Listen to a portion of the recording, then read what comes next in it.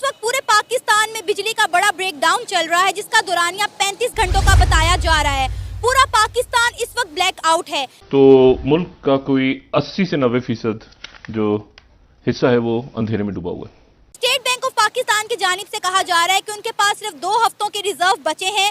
अगर कोई मुल्क उनकी मदद के लिए ना आया तो पाकिस्तान कोलैप्स कर सकता है। फिर किसी ने ये कहा कि कहीं गजवा हिंद करने की तैयारी तो नहीं हो रही, लेकिन ये बात याद रखें भाई लोग कि इस तरफ अंधेरा है लेकिन वहाँ के कश्मीर में लाइट मौजूद है, तो जरा ध्यान से भाई संभाल के अगर कोई गजवा हिंद की कोई कोशिश की जा रही है। और इसी में गवर्नमेंट की जानिब से भी एक और बहुत बड़ा नोटिस आ गया है कि पाकिस्तान की पार्लियामेंट को शट डाउन किया जा रहा है पूरे के पूरे 3 दिन के लिए। बहुत ही बड़ी खबर है। अब वजीर खजाना साहब जो कतर के दौरे पर निकले हैं, तो हमारे 2 एयरपोर्ट्स को स्टेट पर लगाने के लिए निकले हैं। इस्लामाबाद और गालिबन कराची या लाहौर का एक एयरपोर्ट है जिसके ऊपर बातचीत करने के लिए वो गए हैं। पाकिस्तान के मुख्तलिफ सूबों में रीयूनियन के नारे लग रहे हैं, इसके बारे में आप क्या कहना चाहेंगे? इंडिया के साथ रीयूनियन के, इंडिया कभी हमारे साथ रीयूनियन करना चाहेगा? आप अपने ध्यान से सोचें। एक मुल्क है जो हमारे बॉर्डर पे है, 10 गुना हमारा साइज है, उसका नेवी 8 गुना है, 6 गुना है, उसका एयरफोर्स 8 गुना है, उसके आर्म फोर्सेस 4 गुना है, और वो कहता है कि मैं मानता ही नहीं हूं कि भारत माता का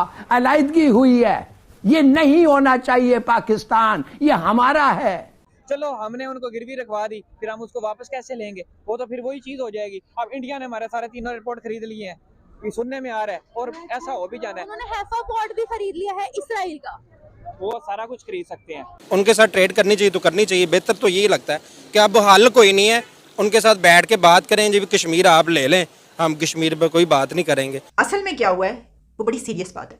वो ये हुआ है कि ब्रेकडाउन के बायस 50% पंप्स पर पेट्रोल और डीजल खत्म हो गया था। तो आज की वीडियो में बात होने वाली है पाकिस्तान इलेक्ट्रिसिटी ब्लैकआउट के बारे में। तो दोस्तों, पाकिस्तान इतने बदहाली में जा चुका है कि पाकिस्तान में बिजली के बड़े बड़े ब्लैकआउट देखने को मिल रहे हैं अभी। और ये सिर्फ किसी इलाके में नहीं हुआ, ये पूरे देश के अंदर में देखने को मिला कि काफी घंटों के इंतजार के बाद में पाकिस्तान को बिजली इस्तेमाल करने को मिली। इसी पर वहाँ की मीडिया और पब्लिक बहुत ज्यादा गुस्सा थी अपनी सरकार के ऊपर में, क्योंकि पाकिस्तान अभी धीरे धीरे तबाही की तरफ जाता जा रहा है। क्योंकि किसी भी देश के लिए वहाँ की सबसे मेन चीज होती है बिजली की, क्योंकि बिजली से ही सारी चीजें चलती है। और अगर वहाँ पर बिजली का संचालन ही कम होना स्टार्ट हो जाता है तो समझ लो कि वो देश धीरे धीरे तबाह होता जा रहा है। वहाँ पर वहाँ की जो फैक्ट्री है, कारखाने हैं, जो भी उद्योग है, सारे बिजली के दम पर चलते हैं। और अगर बिजली का इतना बड़ा ब्लैकआउट होता है तो उससे सारे काम ठप हो जाते हैं। और ये देखने के बाद में पाकिस्तान सरकार ने डिसीजन लिया है कि वो अपने कुछ एसेट्स को बेच देंगे, मतलब कि अपने देश के कुछ एसेट्स को बेच देंगे ताकि वो अपनी जनता को आटा और बिजली प्रोवाइड करा सके। और यहाँ पर देखने को ये मिल रहा है कि पाकिस्तान खुद को ही धीरे धीरे बेचता जा रहा है। तो वो दिन दूर नहीं जब पाकिस्तान को अपने आटे आपूर्ति करने के लिए अपने पूरे पीओके को बेचना पड़े। तो पाकिस्तान के अंदर में बिजली की कटौती को लेकर के आप इसके ऊपर में क्या कमेंट करना चाहेंगे, नीचे कमेंट कर सकते हो। साथ ही अगर आप चैनल पे नए हो तो चैनल को सब्सक्राइब करके बेल आइकन को ऑन कर देना ऐसी वीडियो को देखने के लिए। ने कहा कि मुल्क को ऑफ एंड ऑन करके ये देखा जा रहा है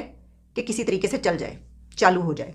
फिर किसी ने ये कहा कि कहीं गजवा हिंद करने की तैयारी तो नहीं हो रही, लेकिन ये बात याद रखें भाई लोग कि इस तरफ अंधेरा है लेकिन वहाँ के कश्मीर में लाइट मौजूद है, तो ज़रा ध्यान से भाई संभाल के अगर कोई गजवा हिंद की कोई कोशिश की जा रही है। ऐसे ऐसे मीम्स जो हैं वो बने, बल्कि हमने देखा कि सेलिब्रिटी से लेकर आम लोग जो हैं वो इसमें लगे रहे कि चलो टाइम किसी तरीके से निकालें। मिनिस्टर खुर्रम दस्तगीर ने ये कहा कि काफ़ी घंटों के बाद कि रात को 10 बजे तक लाइट आ जाएगी, 10 PM तक लाइट आ जाएगी। तो मैंने ये सोचा कि भाई ये तो गए काम से। इसका मतलब है कि अगर ये रात को 10 PM तक कह रहे हैं तो ये लाइट अगले दिन आएगी, यानी आज के दिन कोई दोपहर तक 12 बजे के बाद आएगी। देखेंगे शाम को 3-4 बजे लाइट आ रही होगी, अगर इन्होंने कहा है कि रात के 10 बजे, लेकिन एग्जैक्टली 10 PM पर लाइट आ गई।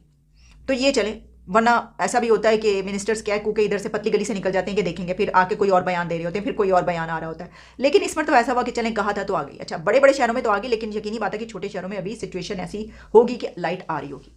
इससे पहले कि मैं आपको ये बताऊं कि हुआ क्या, मैं आपको ये बताना चाहती हूँ कि ये जो 17 घंटे से ज़्यादा बिजली गई रही, इसमें पूरी दुनिया में ये पब्लिश होता रहा, ये एक खबर जाती रही जो कि कोई पॉजिटिव न्यूज़ नहीं थी। यहाँ तक कहा गया कि ओहो ये क्या हो गया, इसका मतलब है कि ये तो कुछ होने लगा कि भाई इनसे लाइट भी संभाली नहीं गई। तो ये हुआ कि बिजली भी गई, तो अब क्या बनेगा मुल्क का? क्योंकि जानते हैं आप इकोनॉमी की जो सिचुएशन है ना, तो जितने में उतनी बातें, हर कोई अपनी अपनी कि ये तो ये ना हो गया और ये ना हो गया, और जंग तो नहीं होने लगी, ओहो कहीं हमला तो नहीं करने लगे कहीं पर, वगैरह वगैरह इस तरह की चीज़ें। लेकिन असल में क्या हुआ है वो बड़ी सीरियस बात है।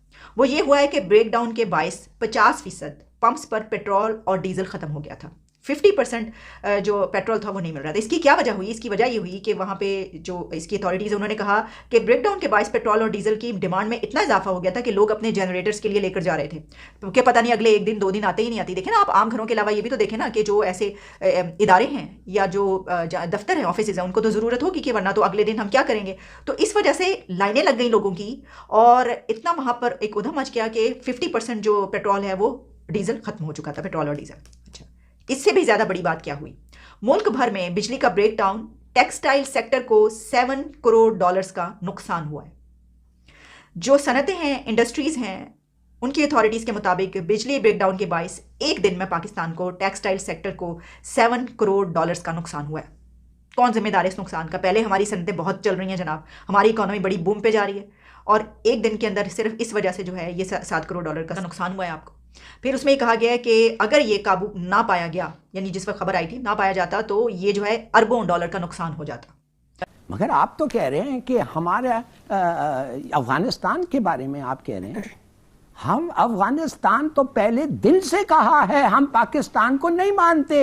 वाहिद मुल्क था 1947 में जो कहा हम रिकग्नाइज नहीं करते हैं पाकिस्तान को। क्यों कहा? इसलिए वो कहा कि ये अटक तक ये हमारा जमीन है। तो हम क्या करते हैं उनको खुश करने के लिए? कहते हैं हाँ आके ले लो।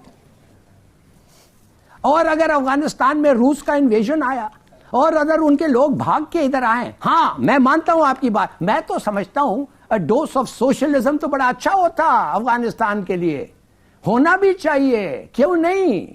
मगर उस वक्त हमारा पूरा मुल्क और अफगानिस्तान चाहता था कि हम इकट्ठे होकर लड़े उनके खिलाफ। हमने लड़ा, हमारे से लोगों ने फायदा उठाया। हमारी स्टुपिडिटी थी कि हमने जाके इतना किया, इतना सब किया अमेरिकनों के कहने पे। हाँ, मगर हमारे कुछ सिक्योरिटी कंसर्न्स भी हैं। एक मुल्क है जो हमारे बॉर्डर पे है, 10 गुना हमारा साइज है, उसका नेवी 8 गुना है, 6 गुना है, उसका एयरफोर्स 8 गुना है, उसके आर्म फोर्सेस 4 गुना है, और वो कहता है कि मैं मानता ही नहीं हूं कि भारत माता का अलायदगी हुई है, ये नहीं होना चाहिए पाकिस्तान, ये हमारा है। तो आप समझते हैं कि ऐसे मुल्क के खिलाफ लड़ने के लिए हम कुछ पॉलिसीज नहीं चला सकते? मिसाल के तौर पे जो आके हमें मदद करता है, क्या चीन ने ये नहीं कहा था कि पाकिस्तान को हम तुम्हारे साथ खड़े हुए हैं 1965 में? मुझे पता है मेरे रिश्तेदारों ने जाके स्टाफ टॉक्स किया था 1965 में चीन के साथ, अगर इंडिया अटैक करे बड़ी अच्छी बात है, और हमने चीन के साथ बड़ी अच्छी ये फौज की है। सर अल्लाह ना करे अगर पाकिस्तान कोलैप्स कर गया तो कौन सा मुल्क हमारी मदद के लिए आएगा? क्योंकि हमने तो बना के किसी के साथ भी नहीं रखी। श्रीलंका का मसला हुआ, अफगानिस्तान का मसला हुआ, इंडिया ने उनकी मदद की, हमारी मदद कौन करेगा? हमारी मदद मेरा अल्लाह ही कर सकता है, क्योंकि ये इन्होंने किसी के साथ बनाई नहीं। देखें सी पैक था, सी पैक के ऊपर कोई काम नहीं किया इन्होंने जब से ही आए हैं, ठीक है। 9 महीनों के अंदर आके कहते थे जी हम तो ऐसे कर देंगे, हम तो वैसे कर देंगे, फलान हो जाएगा, कुछ भी नहीं हुआ। उल्टा इन्होंने अवाम को गरीब कर दिया। और रही बात आप कह रही हैं मुल्क कोई मदद करेगा, देखें आप कोई भी मदद नहीं इनके करेगा, ये खुद करप्ट होने की कतार में है। एक एग्जाम्पल है कि एक बंदा डूब रहा है, वो कहे ये मैनू 3 लाख रुपया दे दो, मैं तेन कह, वो कहेगा यार तू तो आप तो डुबन दे, तेन 3 लाख तो दे दिए।